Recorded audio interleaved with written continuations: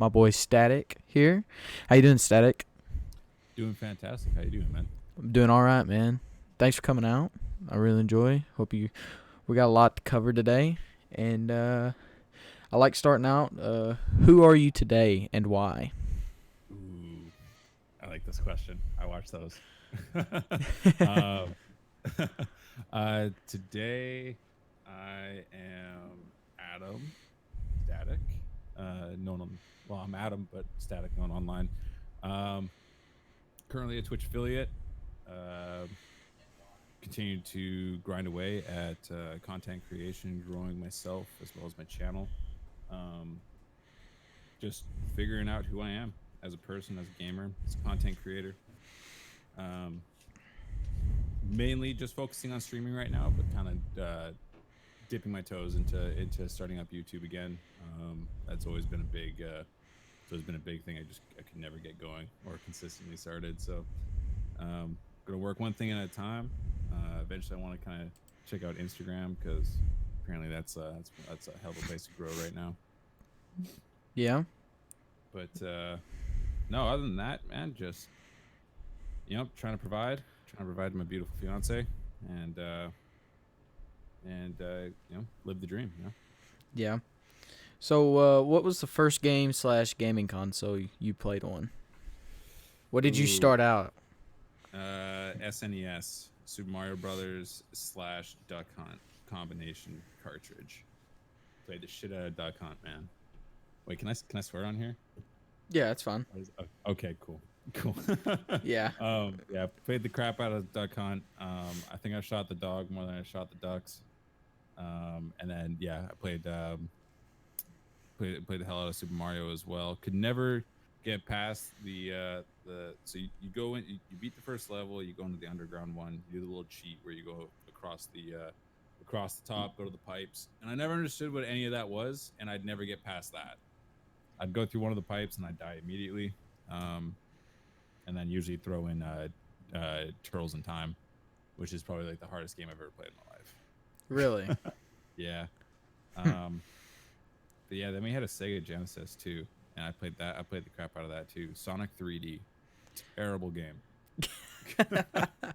So you played on what console was it again? The SNES, so like not the SNES, sorry, the NES. My bad, the original Nintendo. Wow. Yeah, dude. I played on that first, but we did have an Atari as well, so I played a lot of Pong against my dad. That was kind of like the first like big like thing we kind of shared together. So video games just kind of became a big part of my life from there because I got to do it with my dad. So So you said you're a Twitch affiliate. yep. So how long have you been a Twitch affiliate? Okay, so on this under Static, because before Static was that Twitch though. Yeah. And so for this one, for Static, I've been affiliated for a year and a half now. I do believe I made my account last year in February. Um 2 years ago, sorry. 2 years ago in February. Because I used to compete. I started to compete in Call of Duty. Under Static, because that Twitch though, we figured for Twitter and social media purposes, I would never get the just Twitch. So they're like, you should probably change your name to something where you could actually like blow up on Twitter with. And I was like, that makes sense. Wow. So yeah, I'd say I would say a year and a half. I've been an affiliate because I was on and off streaming. I was more focused on competing at the time. But once I started focusing on streaming, I think I hit affiliate pretty quickly. And then prior to that, there was no affiliate system when I was streaming regularly under that Twitch though. I think I would hit it though. Really? Wow. Didn't know that. So was it hard getting affiliate back then, I guess? When they first introduced it, it wasn't hard for me just because I was streaming under an organization, the same one that I was playing Call of Duty for. So I pretty much had my teammates watching me already, and then just playing against people on game battles and just like advertising myself quite a bit, just because I played under It's Static TV, which was which is my name, so people automatically they see the TV, they automatically come see it. So just kind of gaining followers that way, was pretty easy. Well, not easy. It just it as long as you put on a good show, like at the beginning, well, continue, like not just the beginning, throughout your entire career, but people see that you're going for affiliate, typically they're going to follow you. Especially and then with how big the organization that I was under, how big it was at the time, I pretty much got all 50 followers right away just from the org. So that was a really big kickstart.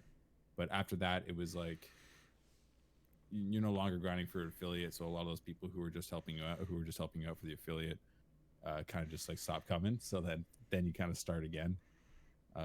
So I'd say like after affiliate, it was very difficult to grow, just because for me, my circumstance was, I had an organization getting me to affiliate, just like that, and then after that, I pretty much started where most people would start anyways. So yeah, sorry. Oh no, you're fine. Do you think it's harder to get known on Twitch now than it is before? I don't think it's hard. I don't think it's hard to get found. It all depends on the games you play. It all depends on your social media presence. I've watched a lot of stream doctors and like how to, like, not necessarily how to grow, but how, like, tips and tricks of how to kind of work Twitch's algorithms, as well as how to kind of just like work your way through Twitch rather than taking the hard route of the hard route of playing, let's say, Fortnite, or just doing different variety of games and stuff like that. Where if you really want to get noticed right away, play a game with like 1,000 viewers in the directory. Mm-hmm. Play that game, be entertaining. The likelihood of you getting noticed in that video game is 1 in 1,000. And the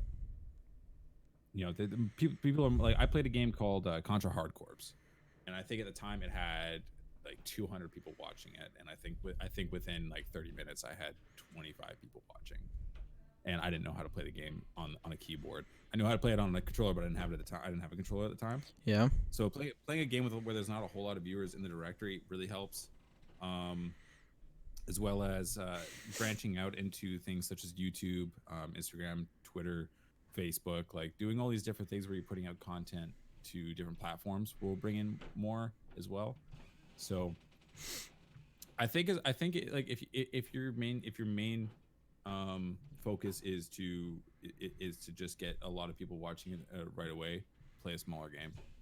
If you're looking to really grind it out, play a game like Fortnite where there's hundreds of thousands of people watching. Yeah, I totally agree with that, because I think like if people play like the bigger games with like 100,000 people or 50,000 people watching, bro, I think it's harder. Not most people are gonna scroll down all the way down through Twitch and like, oh, here's one person with one viewer, let's watch them. They're gonna probably end up, because I do it. I catch myself doing it all the time. Yeah. I click the one that's got the most, yeah. Go ahead. I mean, it's kind of nice now because Twitch did put in this new feature, which is when you're in a directory, you can actually choose to go lowest to highest at the beginning. That's fairly new. I don't think a whole lot of people know about that right now, but it's I believe it's working. I believe it's updated now. I've seen it. A couple people have seen it. I'm not too sure if everybody has it yet, but that's making it a lot easier as well to find people. Another big thing is like how many people are streaming that game as well. Like if you can find a game where you're going to be in like the top 2 rows of the directory, then like go play that game. Yeah, I totally agree. So I got a question. So we met in Battalion, playing with my boy Shilly. Shout out to PJ Shilly. Yep. Oh, Shilly the Great. Yeah. The man's cold at Battalion. What do you think about Battalion, man? I know we played it a couple times together. I've seen you play it a few more times, and what do you think about that game? I think it's phenomenal. It's the greatest game I ever played. I grew up playing Call of Duty on PC. That was like my major like online experience was Call of Duty 1, and you couldn't even play. I don't think you could. It was kind of like okay, so Call of Duty 1 at the time, like when it came out, was kind of like Battalion, where like the competitive side of things you had to go through Face It. Mm-hmm. Well, on multiplayer back in the day, you had to go through GameSpy, and GameSpy was this like you you had to like I think you had to download your maps or download your servers or something. Like my dad did it all for me because I was really young at the time. But if you wanted to play multiplayer, you played on like you played through a website called GameSpy, and then you could like upload it all to the game. And anyways, fast forward to Call of Duty 2. I used to play the crap out of Call of Duty 2, and like it was preset weapons, like just like Battalion. Like you Mm-hmm. choose, you had your rifles, you had your shotguns, you had your SMGs, Mm-hmm. and you had your snipers, and you would pick. I think they had 5 guns on each side, and you would pick sniper, AR, rifle, SMG, or shotgun or something like that. And I played Call of Duty 2 side by side with my dad because we had two different we had two setups. We had one in one corner and the other in the other, and we'd play on the same server. Really? And yeah, because back then you had dedicated servers, so we Mm-hmm. played on a server called Mayhem. Um, and Mayhem was a clan, and we had joined them. I don't know if it's the same Mayhem that's out there right now. Yeah. If it is, OG member, just saying. Um, but we played the crap out of Call of Duty 2, and when I got older, I got introduced to Counter Strike. I got Mm-hmm. introduced to Counter Strike Source through Gary's mod, and then I started playing CS:GO, and I fell in love with CS:GO. So Battalion for me is a combination of Call of Duty 2 and CS:GO. You have pretty much every aspect of every little detail of Call of Duty 2 mixed in with the competitive and the strategicness or the strategy and mechanics of CS:GO. And for me, that's just a winning formula, and I'm forever going to enjoy Battalion as much as I suck at it. Yeah, I'm terrible. I just got this new PC and I'm still learning the keyboard and mouse. Like I can't vouch for anything. I'm terrible, hands down. Dude, it's rough because like my computer's not very good. I can barely stream Overwatch on it, and I just stopped streaming Battalion on it because it was costing me. But a game like Battalion, you need a lot of you need to get as many frames as possible. Mm-hmm. And I've got a pretty bad computer, and my monitor is only at 60 hertz, so already at a big disadvantage there to a lot of the people that are on there because it's very sweaty. And Yes. that's another thing I love about it is like how sweaty everybody is because I'm a huge competitor at Mm-hmm. heart, and I love that kind of stuff. But yeah, I'm at a huge disadvantage. And like today, like I was playing with Shilly today, and first game was all right. We had some good chemistry with our randoms and everything. But then the next 2 games, it was like we were 4v5ing the whole time. I maybe got a combination of like 6 kills between 2 whole games. Yeah, I feel like I get sniped almost every round. I think it like you said, it does remind me a lot about CS:GO, and I and like for me, it's like Call of Duty 3 in a way. I think it plays like Call of Duty 3 to me because of I course never got to play. I never got to play Call of Duty 3. that was I when heard I that started out on. That's the COD I started playing. nice. I think I skipped Call of Duty 3 because I was so addicted to Call of Duty 2. But yeah. So you play a lot of PC games, right? I do now. I used to be console, strictly console until about 2 years ago, when I Really? got my PC. So what's your favorite PC game now? Favorite PC game now. That's tough. Well, I'm playing a lot of Overwatch. That's mainly what I stream nowadays. Mix in a little bit of Fortnite here and there. Mm-hmm. Um, Tom Clancy's The Division 2. so much fun. I play that a lot offline, just to keep up to date with all the content that's coming through. But I'd probably say Overwatch. Overwatch is my favorite game right now. I keep coming back to it. It's the first game in like 3 years where I haven't gotten bored and stopped playing, Yeah. like completely. Like I recently just hit my first level reset, so it's essentially prestiging. You hit level 100 and then you go back around, except um, the experience stays capped at 20,000. So every level's 20,000, not like Call of Duty where, you know, you hit prestige and then in one game you level up 4 times. Yeah. Um, but yeah, I'd say Overwatch is probably the go-to game right now. So you said you played console before and competed in Call of Duty. So did you ever go to like any LANs or just online only? I've been to yeah. So we went to CW Anaheim for the Infinite Warfare uh, season, and that was my first. That was my first like real LAN. I played at we have a I played at a movie theater LAN that they had. It was through World not World Best Gaming. It was through I think it was World Gaming is Mm-hmm. what it's called, and it's like a Canadian circuit, and so you do the on you do, it was for that was for BO3, and um that was a free that was an FFA tournament, and or a 1v1, sorry, 1v1 tournament, and so I went through the online qualifiers, and then I went and competed at the movie theater, and I got destroyed just because playing in Really? front of a crowd is really weird. Yeah. I've only. And oh, sorry, go on. Go ahead. I'll let you um finish. Yeah, so going to CW Anaheim, that was even more, that was even scarier than playing at a movie theater because like you have hundreds of team in this open bracket, and as well as all these pros around you, and that was really cool because like that's when I realized like all these pros are just like normal people. Like I think I talked to like I talked to Krim, I talked to Clayster, like I saw Arcides like 18 times in like one day, just in lineups in like same areas and places, and like we were just like fist bumping each other every time. So like we recognize each other every time, and that was really cool. And then just like just being able to go up and just be like, hey man, like how's it going? Good set out there. Like you got any tips for an up and comer and stuff like that, and you know, so that was really cool. We did not we got 2-0'd. We lost our first match in winners and lost our first match in losers, and that was our Friday, and then we just spent the rest of the weekend just taking it all in and getting as much information as we can. Yeah. Um, Throughout the summer, Fortnite BR got released, and that consumed me. Um, so I stopped competing in the summer, or I stopped competing when World War II came out. I played like a week, and I was like, this is not for me.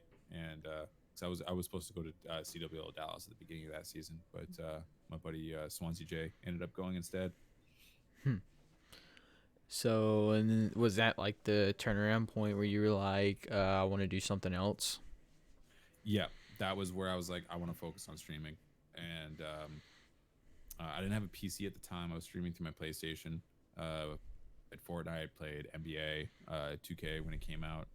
Um, and then I used to bowl like 5-pin bowling. That's what we do out here in Canada.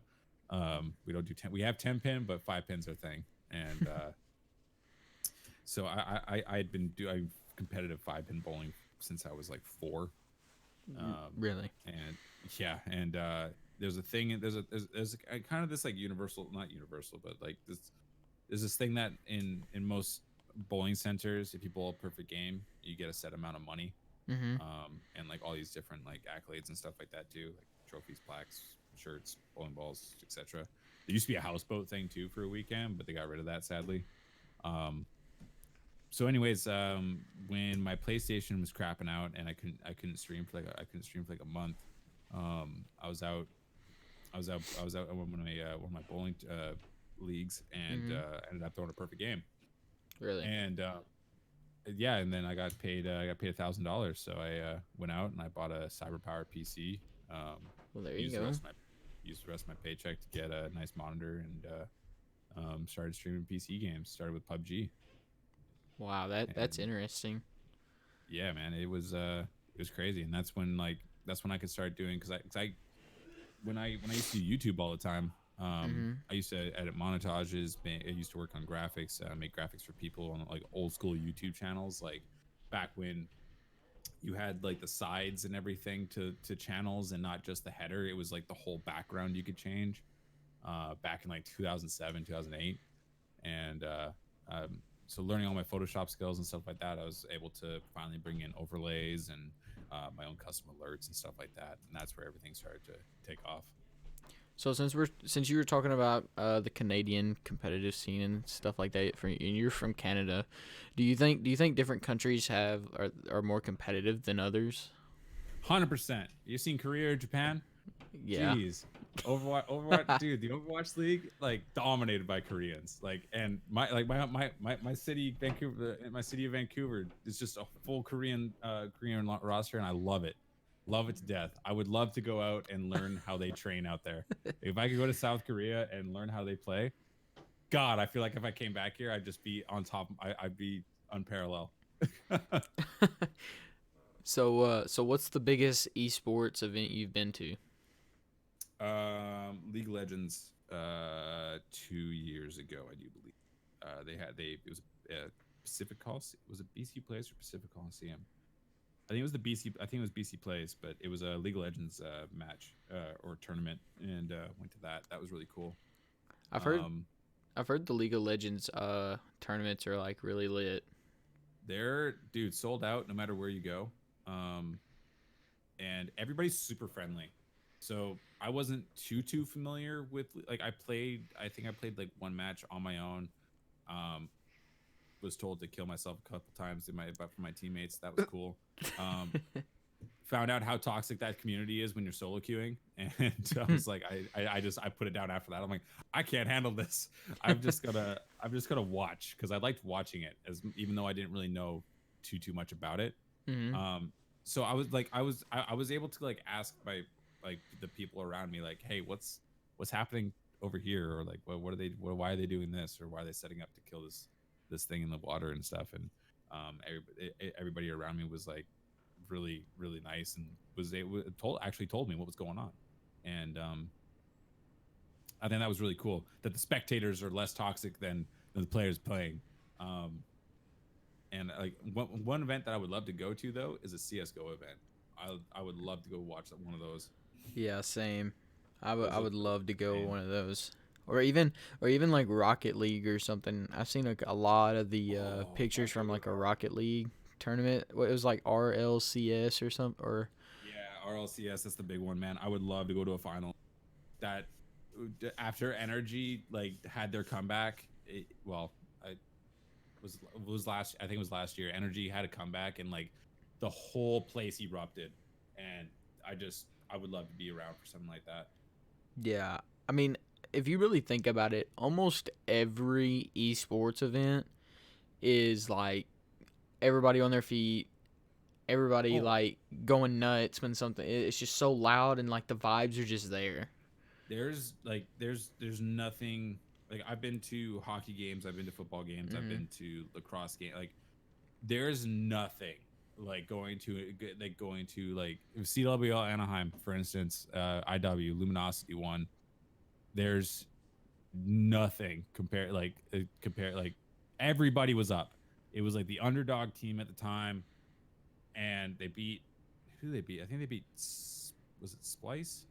I can't remember who they were playing. Anyways, there's like massive plays to win. Like the final match. I think it was map 5 or something like that. And it was a 1v2, and they pulled it out, and that was the craziest thing I've ever like been a part of. Um, there's just nothing compared to like I went to Vancouver versus Chicago in the 2011 series before when they and game 7, um, Burrows snaps the gets the puck out of the air, brings it down, top shelf. They're going on to the next set, and I think it was an overtime. I think it was an OT goal too, and that was an incredible moment. and I still think that any esport event that I've been to is better than that. Mm. Honestly, the only thing I'd probably go besides watching or whatever, but like the main reason why I'd go to an event is the merch. I can Mm-hmm. never get my hands on any of the merchandise. Like it, you know how like for instance, the 100 Thieves when they released the cream white hoodies, bro. I didn't even get a chance to buy one. I wanted one so bad, I and then think they they got sold out in like 30 seconds, didn't yes, they? and then they posted a picture of the mob. They of course they signed on the mob, and they posted a picture of who was 100 Thieves merch, and there was a table full of cream white hoodies, bro. And I'm like, are you serious? Yeah, that was at the that was at this year's Anaheim, wasn't it? Yes. Yep. Yeah, dude. That's crazy. I love that they have their own merch stands now at these Yes. events. Because like when I went, it was just an MLG store, and then they had I think then they had like they had one booth for like other teams to come in. Like I think FaZe had a booth. Um, I got a jersey from them. I forgot about that. And and then they had a G Fuel. They had a G Fuel stand for like meet and greets and stuff like that, where Mhm. they were giving away like team merch and stuff. Whoever was like around, so they could get stuff signed. And then outside of that, yeah, it was just the MLG booth. So like seeing all these different team booths and everything now, Yeah. that's so sick. Mhm. I feel like it's growing every event. Like just it just Oh, keeps big time. growing every event, and it makes Um, me want to go to one even more every time. dude, I'm really excited for when Call of Duty franchises, to be completely honest, because I feel like that's when they're going to be at the top of their game, and I feel like that's when it's just going to take off. Yeah. Call of Duty's in a the esport as a whole needs a nice big change. I I feel, and agree. I think that's the right way to go. As much as the AMs are going to hate it. Yeah. So speaking of while we're still in this Call of Duty event deal, competing and stuff. So do you think the rumors true about PC at lands? Do you think they'll go to that, or do you think they'll keep it console? I fucking hope it's PC. So, dude, I've been waiting. That was the other thing I was gonna say. If they franchise and then they go PC too, like I can't wait. Just because like I feel like the possibilities are endless. There's less. I feel like there's less of an issue, and it's gonna shake up the scene, man. I It's think gonna it shake will. up this. I Like mean, it's so much easier to get a console and go and be like, I'm gonna be the next pro. Whereas you actually have to like kind of budget around building a PC that's going to be capable of doing competitive Call of Duty. So I think what's going to happen is there's going to be a lot of people.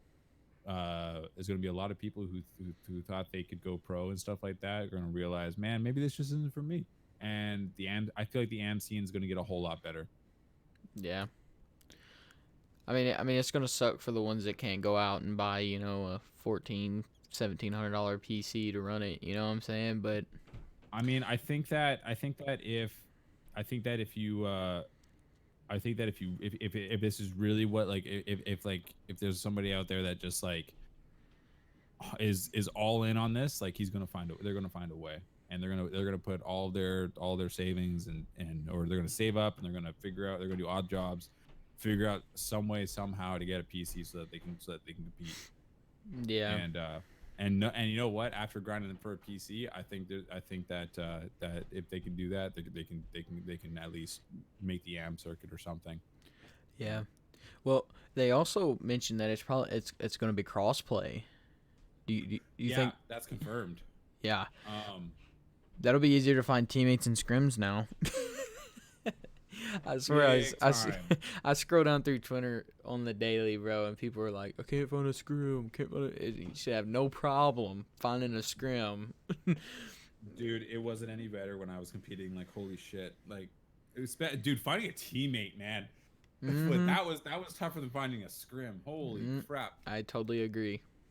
Dude, we had this one guy, and like we had this one guy in IW, man. He was good. Like, he was good for like he was a really good player. Mm-hmm. He was cracking jokes and everything. And then like after like the third day, when we're like, okay, maybe this is the guy, maybe this is the guy, all of a sudden he starts talking about how like his girl's going down on him and stuff, like mid lobby and everything. We're like, he's like making noises and shit while we're trying to like cap a point and shit, and we're like, what's going on right now? He's just like, oh, don't worry about it, guys. Just kind of go with it. If you guys need to make some noises too, go for it. I'm like, okay, hold up. A little bit too far there, buddy. We're like, okay, you know what? This guy's a little weird. Do we really want to do we really want to live with this man for a weekend? that was the big thing, man. We're like, we don't want to die. So I feel like there's a lot of interesting people out there, and I feel like finding a teammate's harder than finding a scrim. Because finding a scrim's tough too. Because like there's a lot of people who are like, yeah, we'll be there, and then never show up. All right, so this is a really good question. Okay. Okay, I like it. If you can meet any streamer / esports competitive player, who would it be? Gold Glove. Gold Glove? Yeah, Gold Glove TV. Why? Just be like he was a really big influence on me, streaming wise. Back in the early days of like Justin TV turning into Twitch TV. I used to watch a lot of his Gears of War stuff, and he played a lot of CS:GO, and that's kind of when I like really got intrigued with the whole with again CS:GO and streaming. So for me, he like his attitude, his confidence, his comedy, and just everything about it just like really drew me into being a part of his community. And I feel like he'd just be a fun guy to get to play a game with, because like he has his fucked up Fridays, and he's the kind of person that like I don't know that I like. There's like him, Dr. Lupo, and Tim the Tatman are kind of like three people that I would aspire to imagine combining those three, and then like that's the kind of person I would like to be. Like Gold Glove is just one guy I think I would get along with, and I just like to pick his brain, just like ask him about how everything outside he did a video on like the Draw My Life stuff, and explained how like everything came to fruition, but I would just love to like ask him about just like the whole journey, and like just more personal, like did you ever think about giving up, and all these like daily struggles that I feel like a lot of people grinding for that partnership and viewership go through, right? I just want to see that I just want to know if it's like normal, because like I feel like I think I feel like he went through a lot of the same struggles that I've gone through, and I don't know, I think I would just love to meet him. Yeah, mine I asked you the same thing in the last podcast, but mine would have to be Nadeshot, hands down. Nadeshot. Yeah, that'd be phenomenal. Just I never had the chance because he was at Anaheim when I was there, he was kind of sneaking through everything, but apparently he's like even nicer in person. Yeah, I don't know. I've watched him since I was little.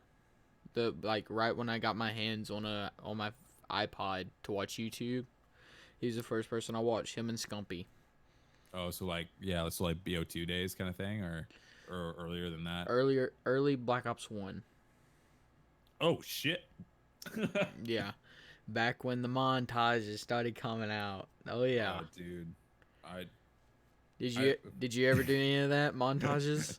For those of you waiting for the Fallen Icons montage, it's not happening. If any of you guys know if any of you guys used to watch Fallen Icons, that was my first YouTube channel, by the way. If any of you guys used to watch the Fallen Icons Studios, doesn't exist anymore. Me and Tactics don't talk anymore, and those montages ain't happening. We had this like ongoing like. Because I used to make a lot of montages, but we had this. I used to have a partner that I did YouTube with, Fallen Icon Studios. I was Fallen Bacon Strip. That was the first name. Eventually turned into Canadian Bacon, and then I found out Canadian Bacon was a real person. And Fallen Tactics, and we had this.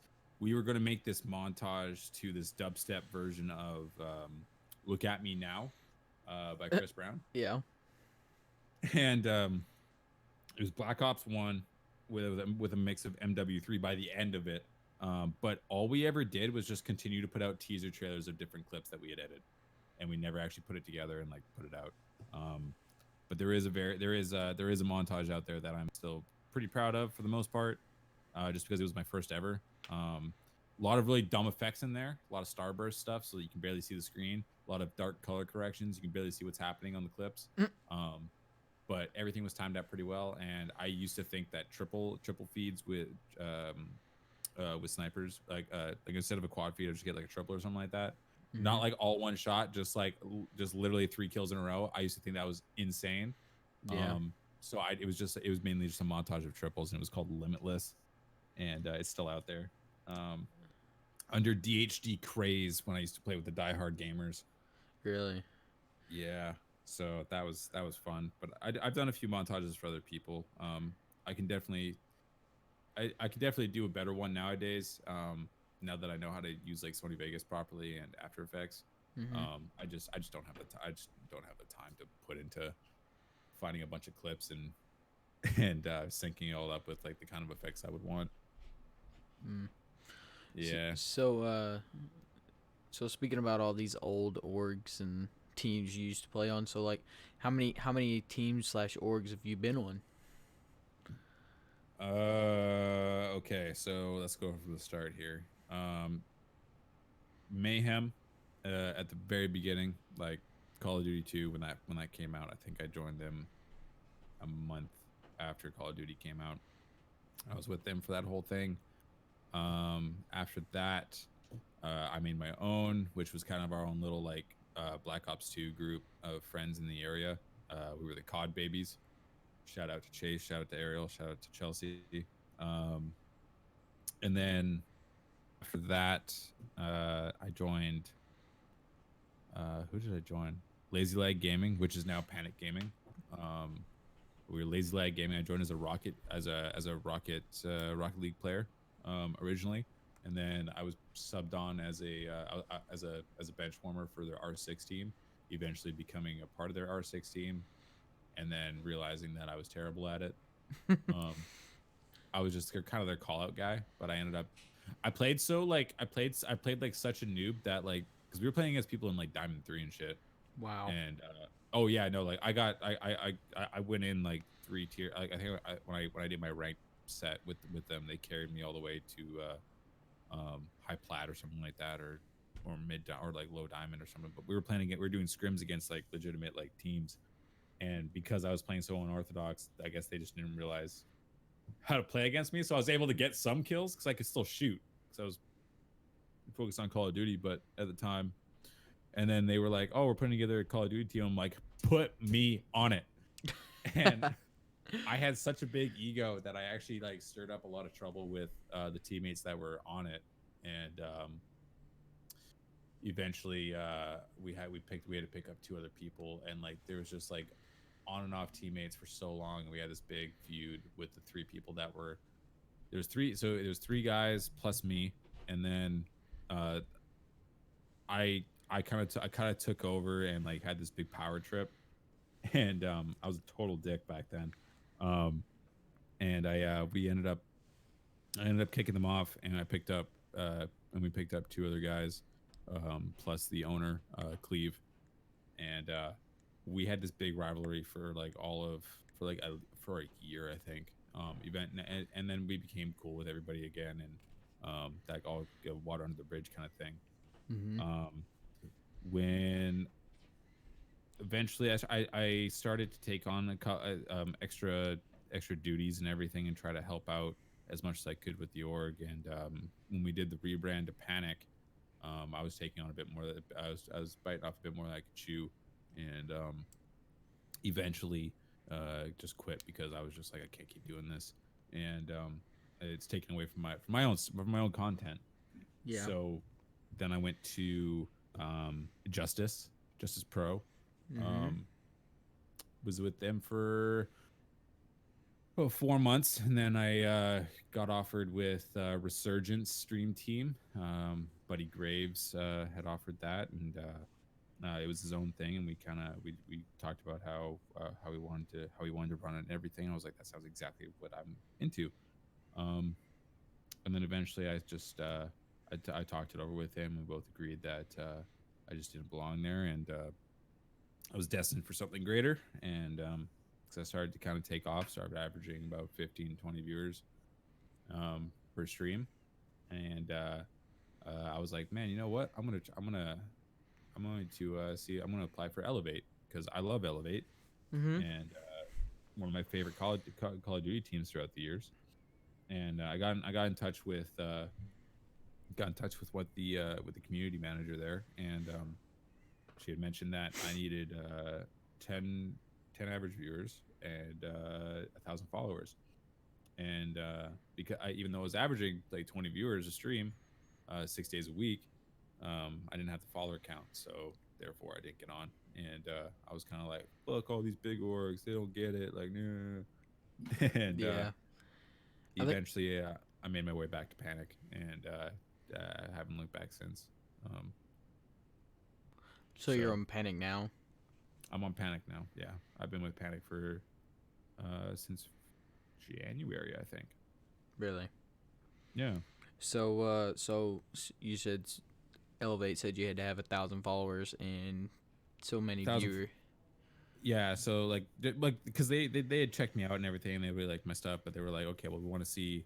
I think it was more or less just for they want to see that. Okay, tell you what, hit 1,000 followers, we'll get you in here. Like, we want to see that you're gonna put in the work, right? Mm-hmm. Make sure you're legit. So, and I like that orgs do that because like you want like I think the best thing about what I think the thing that makes orgs so special are that they have guidelines that they follow, and they're only going to bring in certain people. So Mm-hmm. not it becomes this big like, oh my god, like I want to be on there, like what do I have to do like to be a part of this team. And I love that kind of stuff, and that's the kind of stuff that gets me going nowadays is give me a goal because I want to smash it. Yeah. So if you hit that 1,000 followers and you get the viewers that they asked for, and they be like, "Hey, do you want to join? Are you gonna join?" um oh, this was a long time ago. Oh. Yeah, no, I don't know. I still consider it. Like, I'm very picky with this kind of thing with these kind of things now because um I want to make sure that the thing you have to look for in orgs is like, one, do the brands that they work with are those brands that you're willing to work with, because Mm-hmm. those are the ones you're gonna have to represent. Like, I'm a big Steel Series guy. I love using Steel Series products. If they ever asked to work with me, I would probably cry. Um, and okay, well, now what orgs work with Steel Series are okay with me working with Steel Series? That's the kind of thing I'm looking at. That's the kind of stuff I'm looking into. Like, um, if a team is working with, let's say, Rogue Energy, Mm-hmm. well, I can't drink G Fuel anymore, Yeah. or at least on stream, Yeah. because I love G Fuel, but is Rogue Energy going to be okay with me like drinking out of G Fuel cups and drinking G Fuel, right? Like, Yeah. so there's a lot of things you have to look into when working with another org, right? Mm-hmm. What are the brands they working with? Um are these people that you're going to get along with, and be able to bounce ideas off of or work with? um there's a lot of things you got to look into, and then obviously when contracts come into play, you got to make sure that you're getting a proper contract. Yeah. And yeah, so there's a lot of things that I think I need to figure out first before I consider looking into um another big organization. Mm-hmm. So I probably already know your answer, but if there was any organization out there that you had an opportunity to join, would it be Elevator or would it be something else? Cloud9. Cloud9. Yeah, I would absolutely love to represent Cloud9 at some point. There's a few, to be honest. Like, it's Cloud9 is like the number one. I would love to work with Soar. There's a lot of people on there um, that have helped me out. Shout out to Soar Jazzy. She hosted me for like 100 viewers or something the other day, Really? and she was very, very nice. Her community was very friendly, and a lot of them actually stayed around, which is really cool. Um, and yeah, so I'd say C9, Soar, or honestly FaZe. I think FaZe would be really awesome. I've always enjoyed a lot of the boys there. Um, FaZe Agony was a really big inspiration for me growing up as an editor. So That's yeah, interesting. but I think C9's gonna be Cloud9's probably my first pick, just because like I love their CS:GO teams, their Smash players, um the Rocket League team's crushing it, or was crushing it. Like I think the season's over now, but yeah, you know, they were very dominant this year. So, and they're North American, so Wow. So, you know, as we're talking about organizations and stuff, do you think all these upcoming organizations have a chance in something? I think Like, there's always a chance. I think it's how you. I think my thoughts on up and coming orgs are pretty. I take no prisoners when it comes to talking about this kind of stuff. I think there's a yeah. lot of there's a lot of bullshit out there, and there's a lot of there's a lot of there's a lot of really good like orgs out there that I think just don't handle it correctly. Mm-hmm. Um, I think that when you're an up and coming org, very small, growing, like one big thing is sponsors or affiliates or partners or whatever word you want to use. I think a lot of orgs try to get these are so focused on getting sponsors, or that usually turn into affiliates that they say which they just cover up with powered by. Yeah. And I think that they just try to get these different names on their headers or their jerseys, and rather than focus on the things that really count, which is your players, your streamers, your content creators.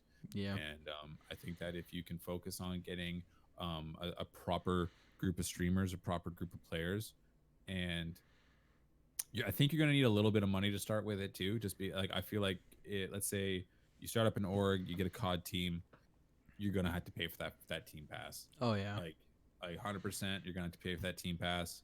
Um, I don't think you have to pay for a hotel. I think if they're okay, if they know the size of the org that they're representing and everything, like I think that it's kind of like a Moneyball situation, right? Like I don't know if you've seen that Mm-hmm. movie. Yeah. Find the players, they find the chemistry, and then work off of that. When it comes to a content creation team under an org, be picky. Set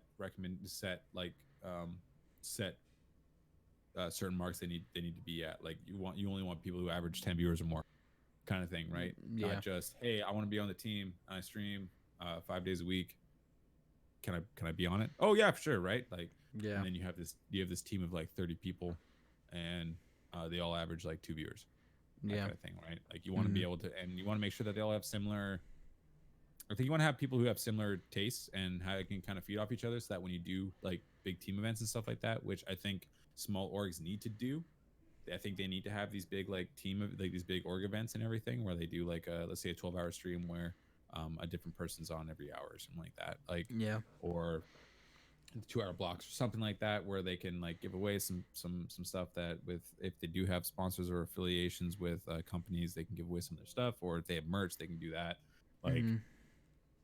ways to build up, right? So I think there's just way too many orgs out there that just kind of go, yeah, I'm gonna get an R6 team, I'm gonna get a Rocket League team, I'm gonna get a CS:GO team, and I'm gonna get all these misfits, and then just not do anything with it. I'm just gonna have them say Panic at the beginning of their names, right? Like Yeah. I think that as a small org, you need to stick with one team, Mm-hmm. get a couple streamers, get a couple YouTubers or whatever, and just build it from the ground up. Like have a set amount of clips that you need every week from your streamers. Make sure that and just make sure your one team is getting out scrimming, doing tournaments, whatever they can, and make sure that everybody's representing, has your team socials in their profiles. Yeah. See, that's what I'm doing. I'm very picky. Like I have people, my management team, they text me all the time. Hey, these people are wanting to join. These people want to join. Well, the first thing that they ask, is, well, what are you willing to pay for? Well, I'm not gonna spend my money on a top 24 team. I'm gonna get somebody that's gonna at least place like top 6, or I could do top 10. You know, to Yeah. start out as. I'm not gonna pick up a top 24 team. You know what I'm saying? For like a small land, I can't do it. I feel like it's just a waste of money. You know what I'm saying? Yeah, I mean, yeah, if we're doing like a small land, like, yeah, you definitely want someone who's going to be minimum top 10.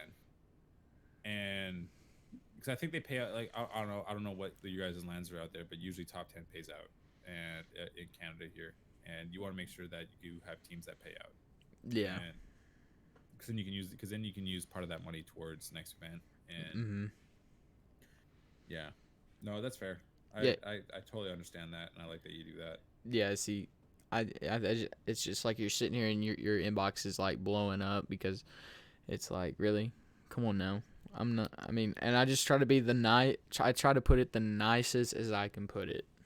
No matter how you put it, I think that how people react is when you know you did the right thing. Like, I think, like, if say no to somebody, they're like, man, fuck this shit, you all piece of you're dog shit anyways, like, who would want to be. That's when you know, cool, that guy is not going anywhere. Whereas more respectful people, you might maybe like watch their stream like in the background or something like that, see what's going on, or have someone scout them and keep your eye out. But I totally get that. Yeah. So, totally different topic here as we get to the end. I like it. So you're from Canada. Yes, I am. Hey. So how's the weather up there? Super fucking hot. Really? We've had so many fires out here already.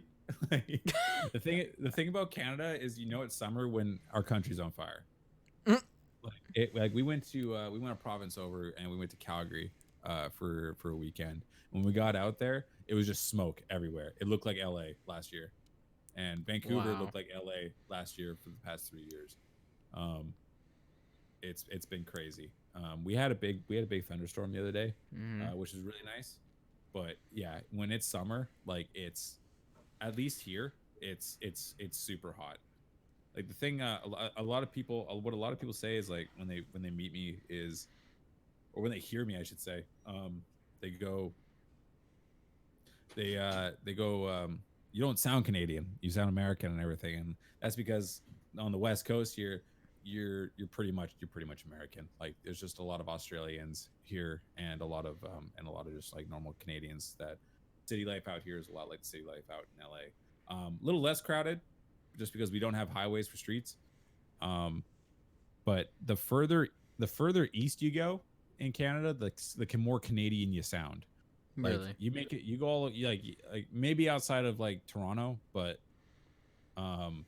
you go towards, like, if you go to the very far end of, or like Newfoundland or something like that, like, we call them Newfies, and like, that's about as Canadian as you're gonna get. That's like redneck Canadian out there. And if you want to hear an accent, that's who you gotta listen to. But the further west you go, the more, like, I'd say Americanized you get. Really? Yeah.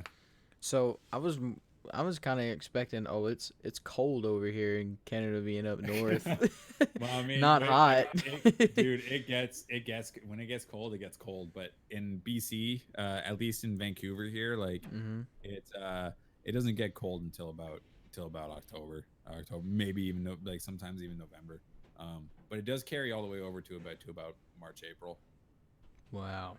And you go over to Calgary, or like Alberta in general, you go there and you get all 4 seasons in a day.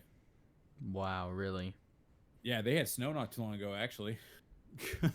Like, it's so weird. Like, at Calgary and Saskatchewan, those are both just provinces that you have no idea what you're going to walk out to the next day. Wow. Yeah. But yeah, Vancouver's a bit more stable, I should say. Well, that's all for me. I want to say, first off, saying, hey, thanks for coming out to the Tiro cast, man. Episode 2.